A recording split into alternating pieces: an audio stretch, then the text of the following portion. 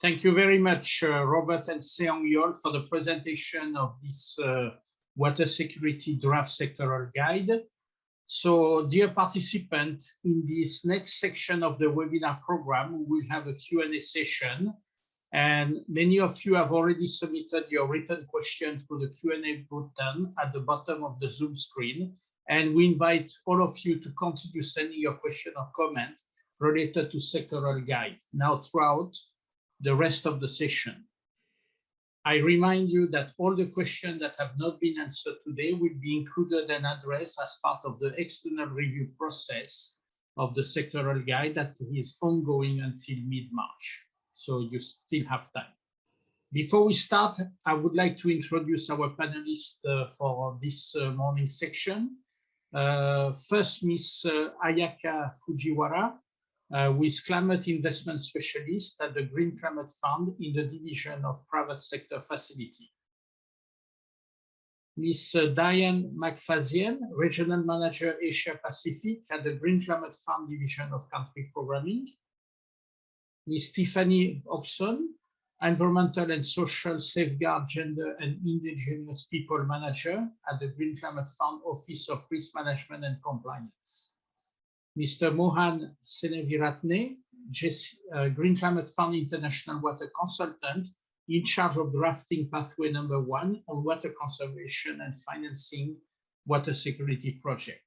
Mohan is retired from the International Finance Corporation and Sydney Water before that, and contribute to the review of Green Climate Fund funding proposal. Robert Bray, that I already introduced, is a Green Climate Fund International Water Consultant. Robert led the drafting of the pathway number 2 on presentation of water and the global context. We have received a question online, and I will ask the first question to Diane. Diane, do you have any guideline and advice for the application and barriers for project proposal of safeguard category C that seek to address climate impact on water through soft intervention? Over to you, Diane.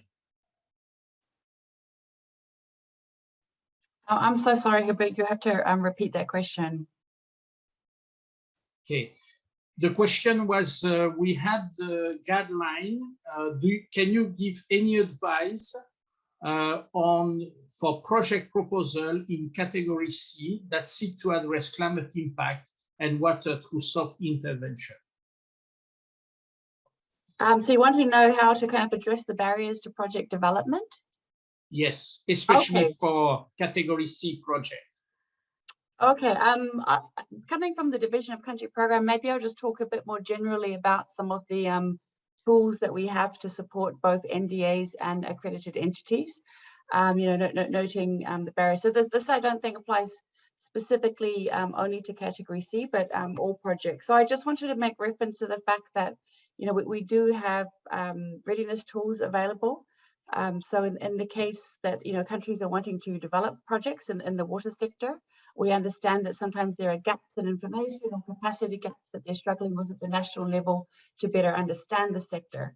So from the readiness program, it is possible, for example, for NDAs to apply for readiness funding, which could help build those the capacity needed at the national levels. It could also help to meet some of the gaps that they have in data and strengthen some of the institutional arrangements, set up coordination mechanisms across the country. We also do have available to countries and entities interested in the sector, we can provide technical assistance as well to try and meet some of these gaps. We understand that sometimes pre-feasibility studies are needed, for example, and this is something that the readiness program can also help them to further develop. And there's also the possibility where the GCF can provide technical assistance directly, either through project development consultants or firms. So maybe I'll just leave it at that point, Hubert. Thank you very much, Diane. I will go next with another question that we receive online. I will ask Robert to answer, and then Tiffany can supplement. And maybe Tiffany, you can also supplement for project proposal category C which basically have no safeguard impact. So the question to Robert first, is recognizing water role in both adaptation and mitigation enough, or even more critical, is destructive capacity, both in terms of flood and drought, environmental degradation, but as a key to ecosystem and biodiversity restoration? I think the first thing is that with water security, we have to start viewing water as not something to fight, but something to embrace. And one of the key parts of water security is that we see advantages in extreme situations, and we say, well, for instance, we can use nature to protect people, and we can use nature to then restore the biodiversity losses that we're creating, as well as achieve adaptation for ourselves and mitigate emissions. So it's this holistic viewing of water security as not something, we don't fight against these extremes. And I give an example, for instance, we look at floodplain restoration, and we can restore our floodplains and we can protect our communities, but we can also then increase agricultural production, and we can also create biodiversity and wildlife sanctuaries and spaces for recreational for opportunities. So in this context, rather than going for traditional grey infrastructure, for example, to protect ourselves and communities from extreme weather events, we can use nature to protect ourselves and enhance nature further. So in this context, we're trying to say this is 21st century way of water security, managing water. And that means that we see climatic extremes as opportunities, not threats to ourselves.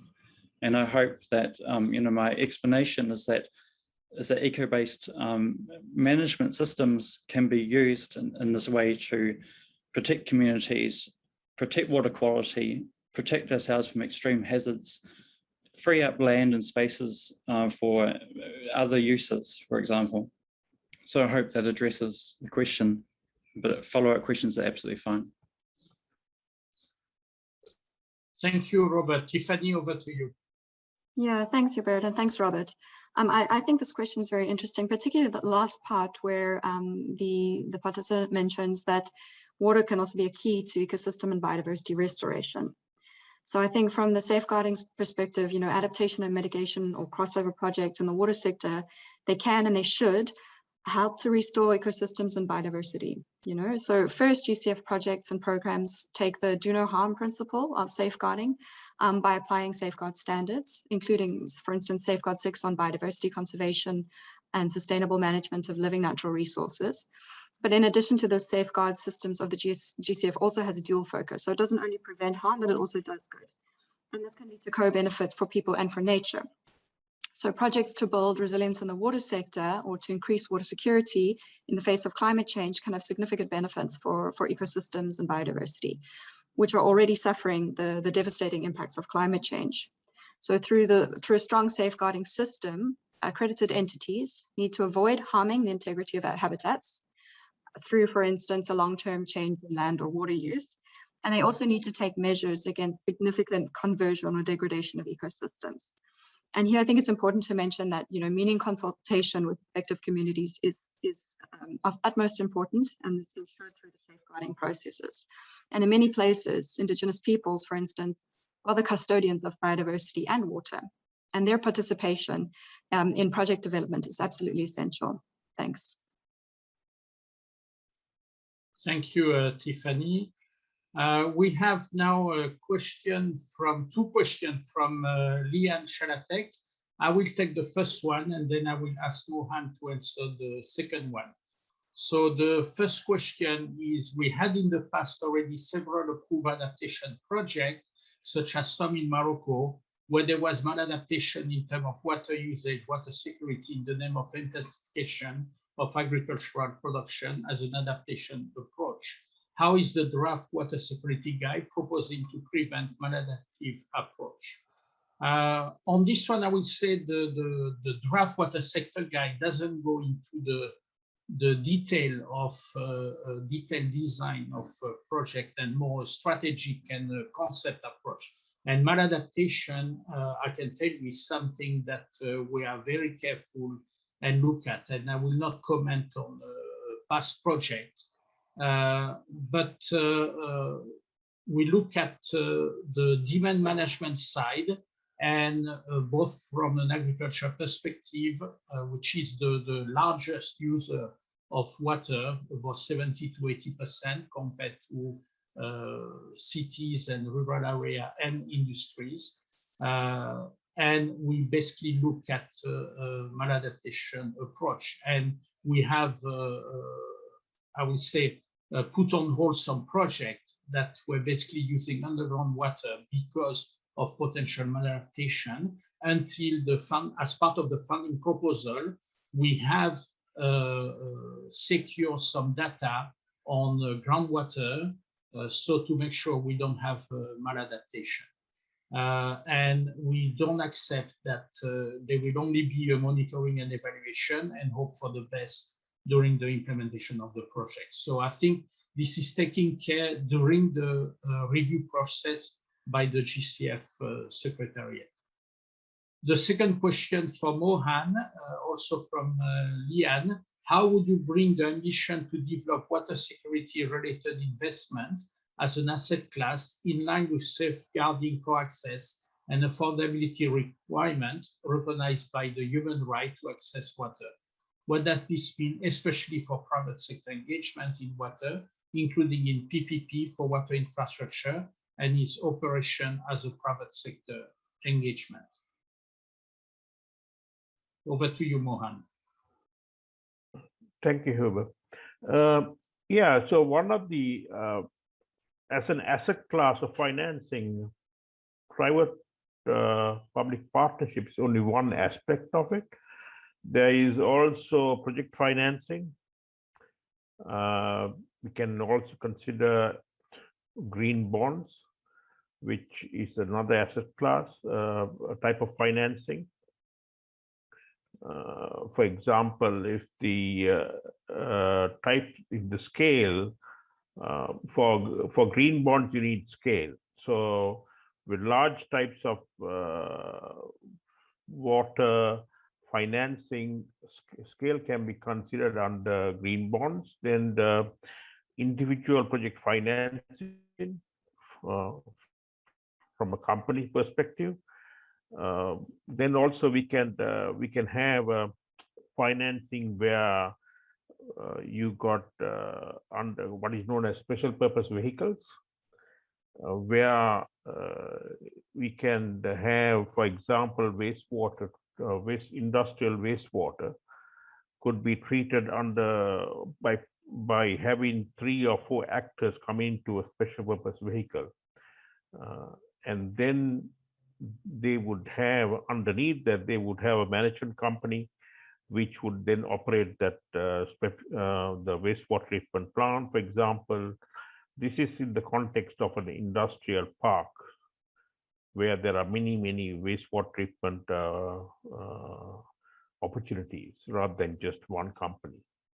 So that's how we could foresee having financing pathways as a separate asset class. And finally, in the agriculture space, essentially it comes down to irrigation financing, and that could be through a supplier who could then provide the irrigation equipment, and they could be then provided with the for example, for every cubic meter of water saved, this is the amount of water, this is the amount of financing that will be provided. So that's generally how you could foresee financing as an asset class. Over to you. Thank you very much. Tiffany, would you like to supplement something from a safeguard perspective? Thank you. Yeah, sure, I can do that, Hubert. And I think this is a really great question. I mean, it's also a very timely question because it's something that, you know, human rights is something that's being considered in the ESS at the moment at the GCF. So I think there's 2 aspects here. The first one is that GCF funded activities, private or public sector, in the water sector can help to ensure that the human right of access to water is achieved. So that's one side. But if a project or a program, for instance, a private sector one in the water sector or in another sector, has a potential negative effect on water access, then this should be avoided through applying the relevant safeguards. And here, one of the most relevant safeguards would be performance standard 4 on communities, basically looking at community health, safety, and security. But there are other safeguard standards that would also be applied. For instance, safeguard standard 5 on resettlement, in case that's an issue. Safeguard standard 3 on resource efficiency, including in the water sector. Safeguard standard 7 on Indigenous people. So they're very interlinked, and the right ones need to be applied. If they are applied, and the meaningful stakeholder consultation is undertaken, including seeking free, prior, and informed consent when it's relevant, then this human right of access to water can be achieved and safeguarded. So I hope that helps. And this also applies in the private sector. One of our main requirements of the GCF is that project development teams, including from the private sector, include the relevant ESS experts in the team. So I think that's a really important point to highlight. Thanks. Thank you, Tiffany. I would say also on the holistic view of the sector, water is not free, whether it's paid directly by water tariff or whether it is paid by the central or local government through indirect tariff. There is a cost associated with constructing and operating and maintaining infrastructure.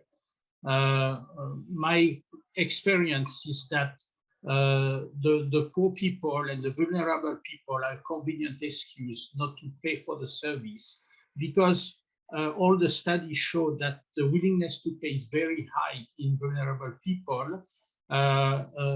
And whatever the cost of a connection, which is in best practice supposed to be borne by the water company in order not to prevent access to the service, but the cost per cubic meter is much cheaper at a water connection from the central water system than from unreliable and unsafe water truck delivery or going and getting water at the river. And demand management is basically self-done on this.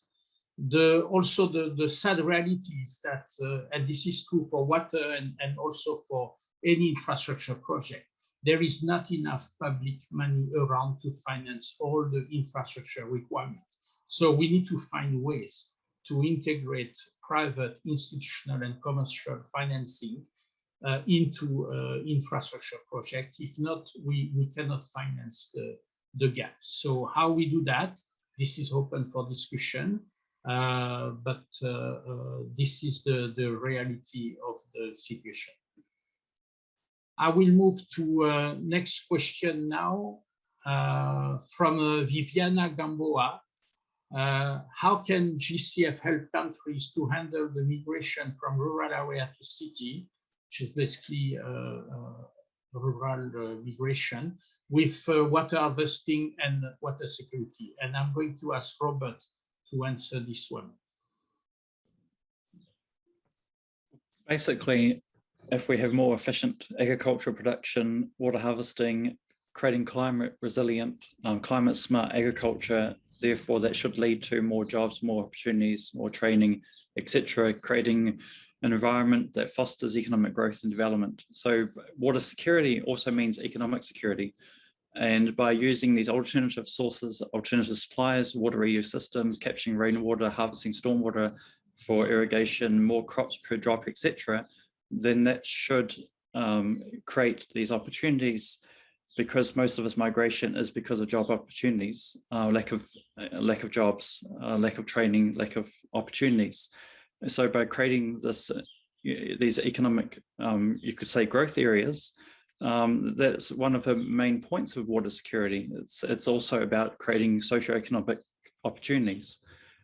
So these systems, while creating adaptation to climatic extremes, variable water supplies, are simultaneously creating multiple co-benefits, including socioeconomic development, job opportunities, and also gender equality, etc. So water security is more than just managing water. It's a holistic view of how it plays a role in the wider economy and regional development and the linking of peri-urban areas to cities, etc. So hopefully that's answered the question. Thank you very much, Robert. I will go to the next question from Reina Sotillo. I want to congratulate you, thank you, and ask a question. For the mobilization of finance to develop water security and international private fund, and from the requesting country involved. So Minister Reina Sotillo, I will ask my colleague Ayaka from private sector facility to answer. Great, thank you so much, Hubert, and many thanks for this really relevant question. Yes, indeed, a lot of the international private funds from the requesting countries are involved when structuring this kind of water project. I have to say, water is still a relatively new area for the private sector portfolio of the GCF. In fact, we do not yet have an approved project in the water sector in particular, but we are diligently working on the pipelines for next year and the year after, so that we can make that such a private sector project possible. Like many adaptation areas, water does struggle to get private sector financing. By nature, there is less track record in a commercially viable business model in there, and there is no standardized approach to how to create that more attractive to private sector. So it's not like a renewable energy project or mitigation project where that's easier to establish. But we're trying to come in to this area as a concessional finance provider, using all of the instruments, including equity, guarantee, debt, and grants, or a little bit of grants in each project for private sector, so that these private sector institutional investors and oftentimes the government manage them feel comfortable to come in with the cushion, financial subordinated cushion provided by our GCF concessional finance. I hope that answers the question. Over to you, Tibet. Thank you very much, Ayaka. We have another question from Minister Reina. So it's about subsidies for climate innovation, and I'm going to ask my colleague Mohan to answer. How subsidy for climate innovation work in project for the water sector, and what are the mechanisms in the GCF to make the application of said subsidies efficient over time? In isolated population, this is urgent, especially in terms of drought, as for instances occur in the river of De La Plata Basin in southern South America. There are rural, native, and urban population and communities that live off their relationship with water to survive and to subsist. In this case, how do climate innovation subsidies work in project for the water sector? Mohan, over to you. Can I take some time to read this through, please? Can we go to the answer and get back to you? Yeah, please read the question, and while you are reading the question, which is in the box, I would like to say that in Serena, at the moment, from the analysis of the portfolio, 100% of the water project financed by GCF have been done on a grant basis. There is $0 from private sector as well as zero concessional loan. So the sector has been basically heavily subsidized by the Green Climate Fund in co-financing. Do you want to add something, Mohan, especially on the need for subsidies and efficiency of subsidies over time in terms of targeted or blanket subsidies? Over to you. Yeah, thank you.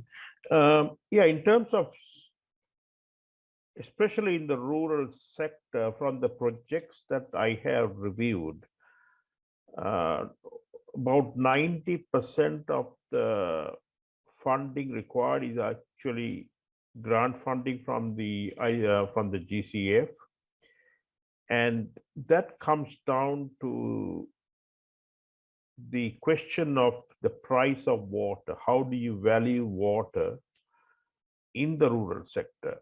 And the second question is the ability to pay.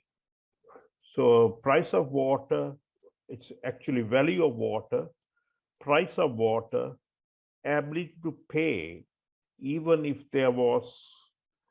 So just recently I reviewed one in Morocco, and the question, the earlier question about Morocco came up. Agriculture, construction of tube wells, etc., if I remember correctly. And so that is why you need higher subsidies, because water has been mispriced. And that is a general theme running across not only in the least developed countries, but also in developed countries, where pricing of water, unlike electricity and energy, it's a political, it's up to the politicians. So as a result, water is when it's priced very low, any capital work cannot be recovered in a given time, in a limited time frame, and therefore you need subsidies to make it work. Secondly, when it comes to rural water, the question is the ability of people to pay. So I reviewed recently one in Bangladesh, where the GCF proposal was to construct for flooding, and these people don't have the ability to pay. But I think if we look at, we need to get away from subsidies. So one of the projects that I reviewed in at the International Finance Corporation was providing water to in Bangladesh. And we came up with a very innovative way of funding it through climate finance. So people were cutting down trees to boil water. So we came up with providing a point of use water membrane system, and to pay for it, each one cost about $28. To pay for it, we use that if there was if there was trees being cut down, emissions. So if there were global carbon credits, people buying carbon credits, they could be able to pay for these $28, which basically was $28 million overall. And so our task is, I suppose, also to think innovatively when it comes to climate finance. How can we finance it rather than just falling back on subsidies? Over to you, Hibe. Thank you very much, Mohan. Tiffany, do you want to supplement Mohan's question on willingness to pay and affordability that are part of the, I would say, the safeguard package of the funding proposal? I think Mohan covered it well, Hubert. I don't have anything to add, thanks. Okay, thank you very much. I will move to the next question. First, I will read a comment from Paul Mitchell that basically give us some advice on including reducing water-related climate vulnerability in remote and rural poor communities. And of course, we will keep this in mind when we finalize the guide. And I remind you that the sectoral guide are not finalized. They are posted on GCF website and available for comment. I have one question from Alberto Saldamando, and I think this question is a bit beyond the scope of this webinar. So it's not that I'm trying to avoid the question, but the question is on the plan for avoiding inability to pay off debt. And this is a more complex question that go beyond the water security guide. So I will skip this question. We have a comment from Minister Reina Sotillo following the answer, expressing thank you very much for the answer to the question I submitted. They are of interest to the Latin American and Caribbean region, given the circumstance of drought, flood, and water stress. It is necessary to innovate in climate finance. Your comment is very interesting. Thank you. Thank you for this comment, Minister Reina. We were thriving in this water security sector guide and looking at the global context for water security. Thank you very much again for the comment. I have another question from Leroy Martinez. If we have any example of project approved for Latin American and the Caribbean, I will answer in writing, but feel free to have a look at our website. All the projects approved are classified per country, so you can have a look by yourself on the website. And if you cannot find them, please email to us, and I will send you the list, because we have this analysis of the water portfolio. And you can have a look also at project approved in other sector. Next, I will ask Robert to have a go at the question from Jose Ruiz. Where do you integrate the concept of water governance, not previously mentioned? And I think it might not have been mentioned in the presentation, but is very present in the sector guide. Over to you, Robert. The concept of governance, is embedded in water security itself. If we're going to achieve water security, we have to work with different communities, stakeholders, sectors, and it means, bottom up, top down, working together. So while it wasn't explicitly stated, how does water security, or how does governance achieve water security? The concept is that everything that we're doing with water requires working with different stakeholders to maximize the various social, economic, environmental co-benefits that come from water security. If we're going to maximize these benefits, we have to work together with everyone, the communities. It's embedded in the concept of integrated water resource management. If you want to even harvest stormwater, you have to work with different landholders, government departments, communities. So while the concept doesn't have an actual section, or we define, or etc., we can, obviously there's drafts are drafts, but the fact is that this is a holistic way of seeing water, that if we want to achieve water security for both humans, for nature, we want water for our economies, but we need water for biodiversity. We want water for different gender and marginalized groups, etc. We have to all work together.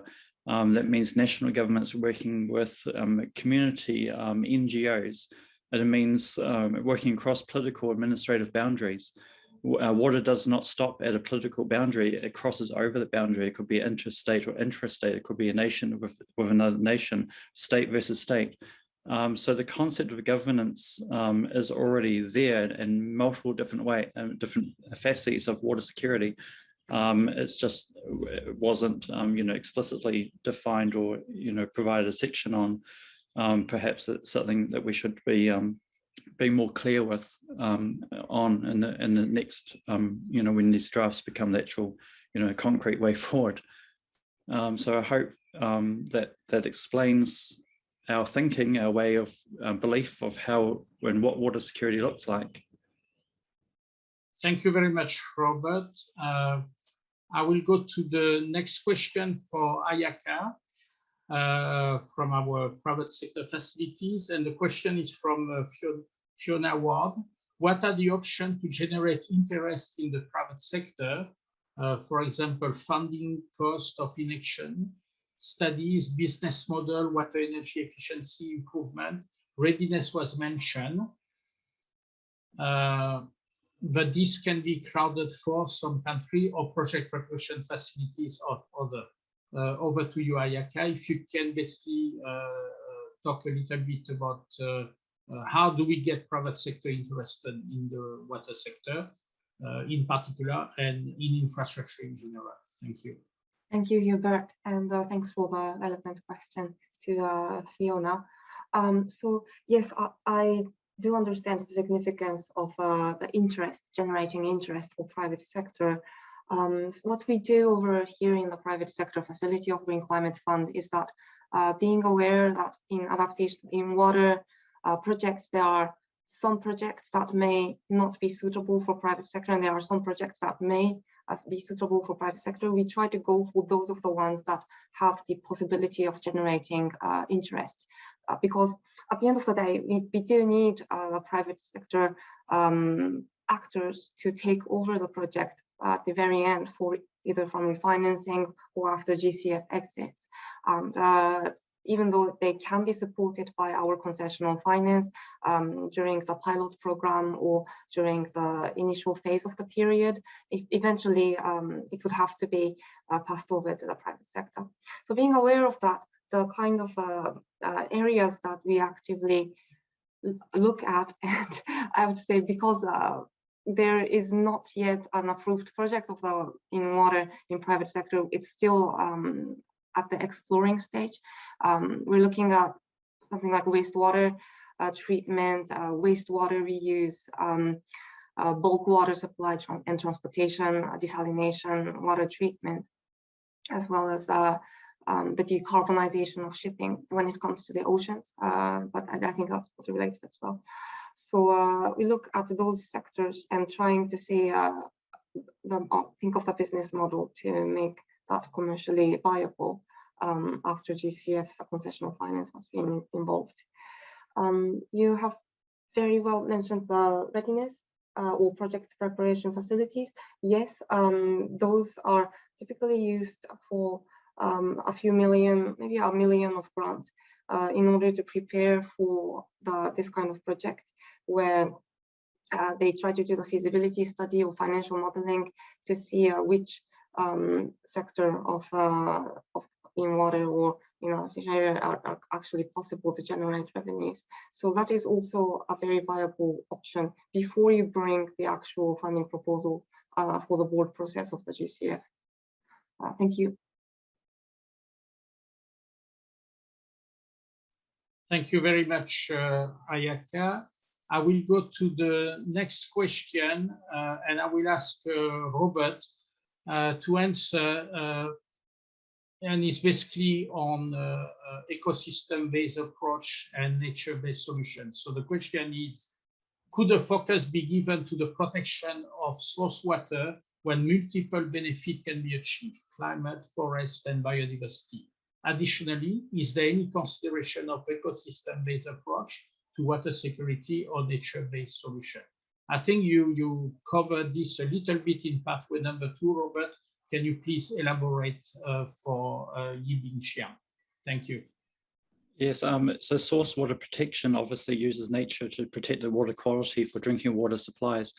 And it actually can be considered also pathway 1, being that by protecting the source of your drinking water, it means less energy and chemicals and carbon emissions from treating that water. It also, with climate adaptation, because with more stormwaters, more forest fires, which contaminate drinking water sources, having forest flood, different protecting, forest protecting the water quality of drinking water, it means you're having a more climate resilient water supply. At the same time, watershed protection enhances biodiversity and provides opportunities for recreational spaces, etc. It also reduces the cost of grey infrastructure, because you're not having to, build more treatment plants, etc. So nature-based solutions in this context can be both an adaptation but also mitigation solution at the same time. And I believe that, in pathway 2, there's crossovers and synergies. So while we may think of ecosystem-based management being an adaptation to climatic extremes, we can also view it as a tool of reducing emissions and purifying our drinking water at the same time, but while also holding water for future uses, whether it's being human or natural uses. So it has a very much a crossover. When it comes to these kind of guidelines and things, you kind of have to put things in little boxes, but often the synergies are so much so that one crosses over to the other. And that's the way of, hopefully the way that this holistic way of viewing water and nature working together to provide solutions for ourselves and also restoring biodiversity loss at the same time. Thank you. Thank you very much, Robert. Tiffany, do you mind to supplement the answer on the transboundary water issue? Thank you. Sure, Hubert. And I can just add, what Robert was saying, that this topic is especially relevant. We're talking about ecosystem restoration, etc. It's particularly relevant in the developing countries that the GCF supports, where natural resource-based livelihoods are often prevalent.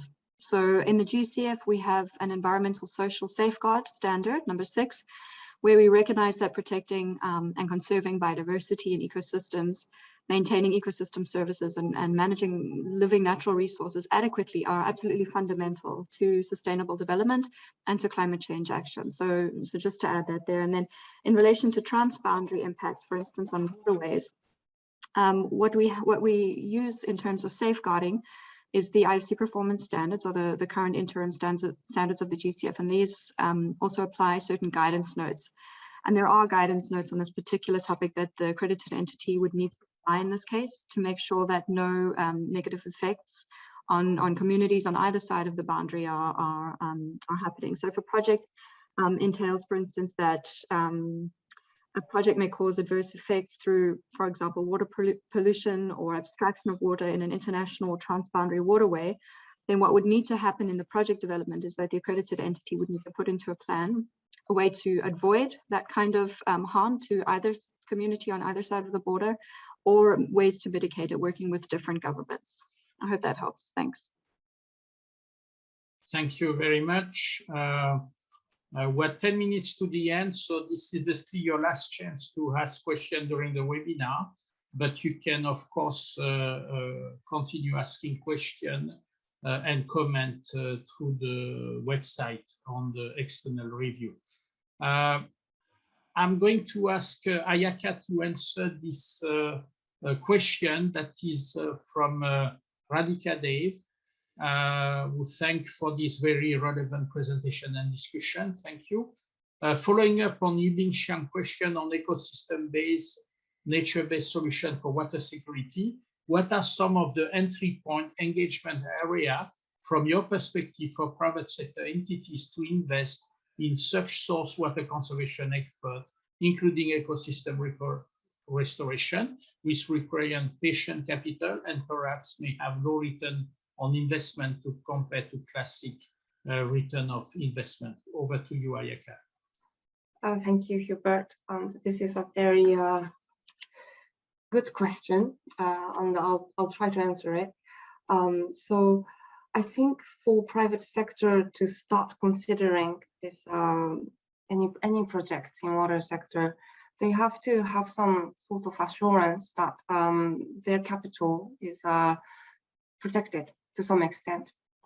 And there, GCF plays a pivotal role in doing so, because as a concessional finance, whenever, say, private sector wants to come in as a senior loan provider, we can choose to come in as a subordinated loan provider. If they want to come in as a subordinated loan provider, then we can come in as an equity provider. So there we can establish some sort of a seniority for the private sector to come in, so that they can have some sort of assurance to such an extent that their capital is protected. I think that's that very entry point for private sector to start considering. I am aware that this is a tricky area, especially for private sector, because given the commercial viability not being established yet. So definitely that's the case. In some of the projects that we are currently considering, I do see the challenges there, because sometimes even GCF concessional finance is not enough to mobilize private sector. So there we have other multilateral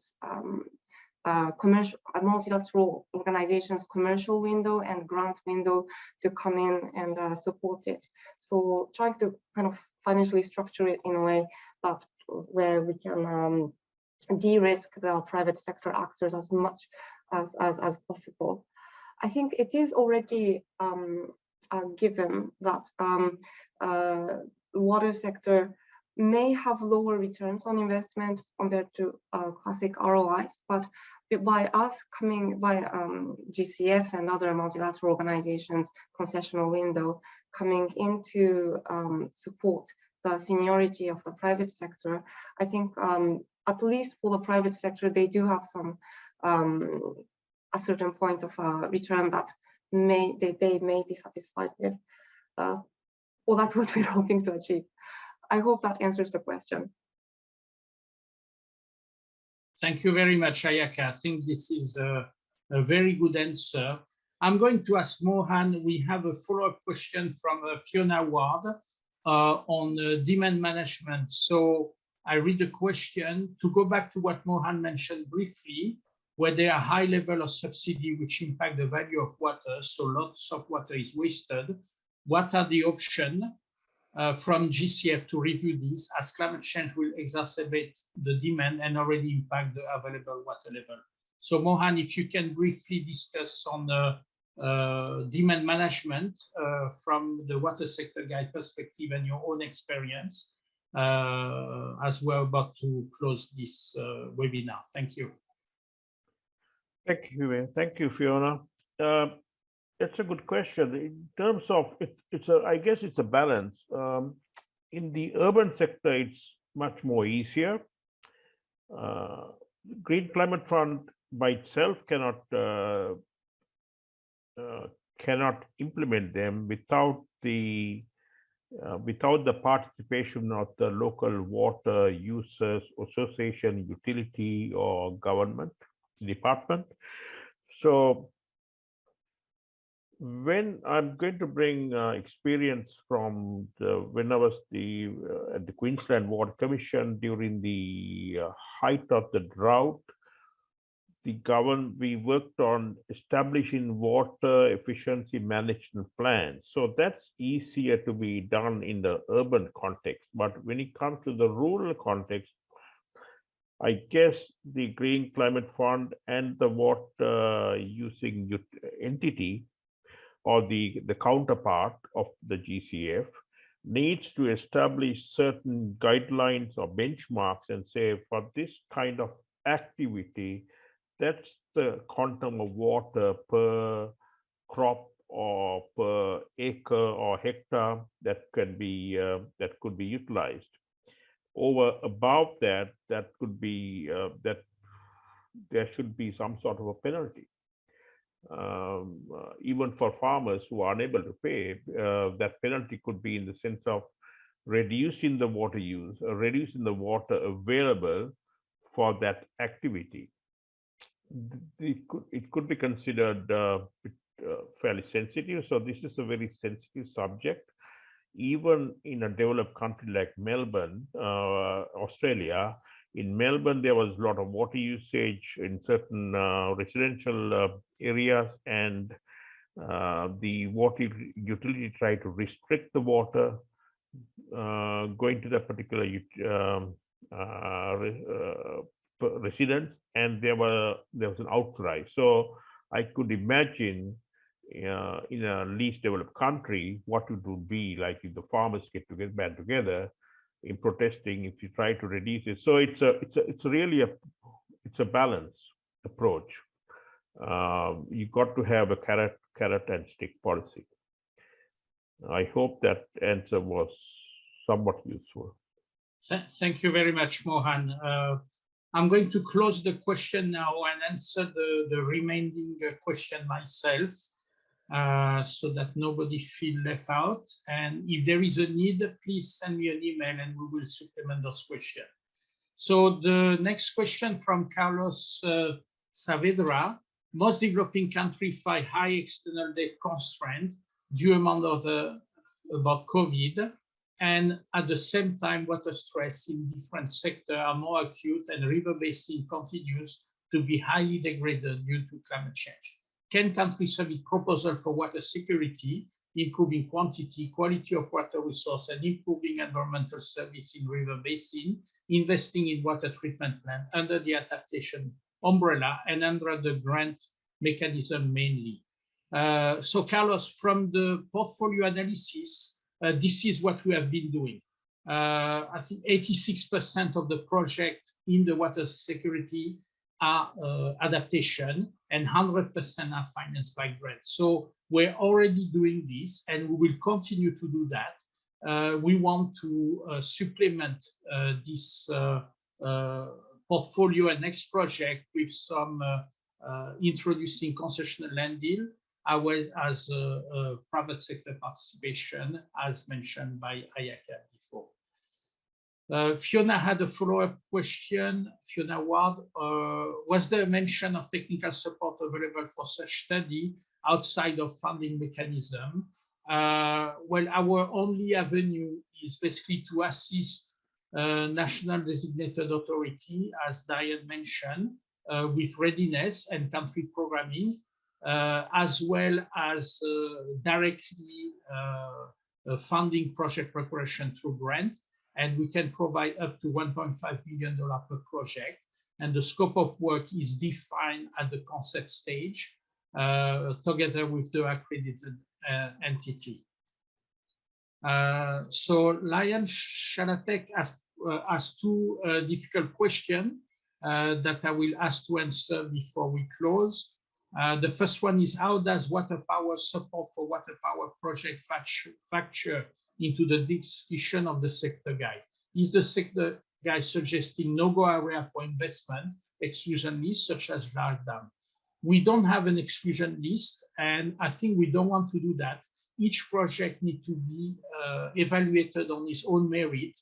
If you have a large dam, it quasi-automatically becomes a safeguard category A project with the highest level of scrutiny in project preparation, as well as monitoring of the project through environmental management plan and environmental monitoring. So they are not excluded as such, but they become very high scrutiny and evaluated on their own merit. And in the water sector, we always try to make sure that the proposed project is induced by climate change and not by bad water resource management practice. So we're very careful with that. And the last question from Liane is, what in our view, because of the lower ROI, return on investment of water sector, private sector engagement, is the potential of impact investor in the sector? We welcome impact investor in this sector, but as you know, we work through accredited entity.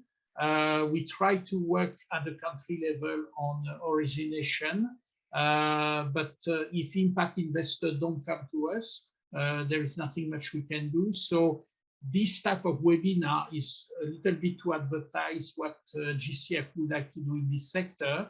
And I think private sector facility will have very good news for 2022, as we are cooking some of those projects with impact investor in the water sector.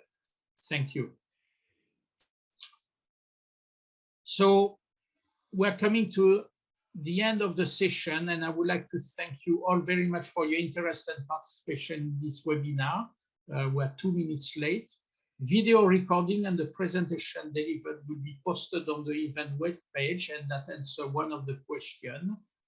Everything will be available on the website, and we will notify all attendees by email after the event once the recording has been posted online. With any question related to the presentation, the webinar, or the sector guide, we invite you to email us or to contribute to the external comment available online on our website. We also invite you to visit our website at greenclimate.funds/events to learn about this event and other past and upcoming events from the Green Climate Fund. Finally, we would like to deeply thank the team of interpreter, events, and ICT team who support us today. Stay safe and goodbye. Thank you.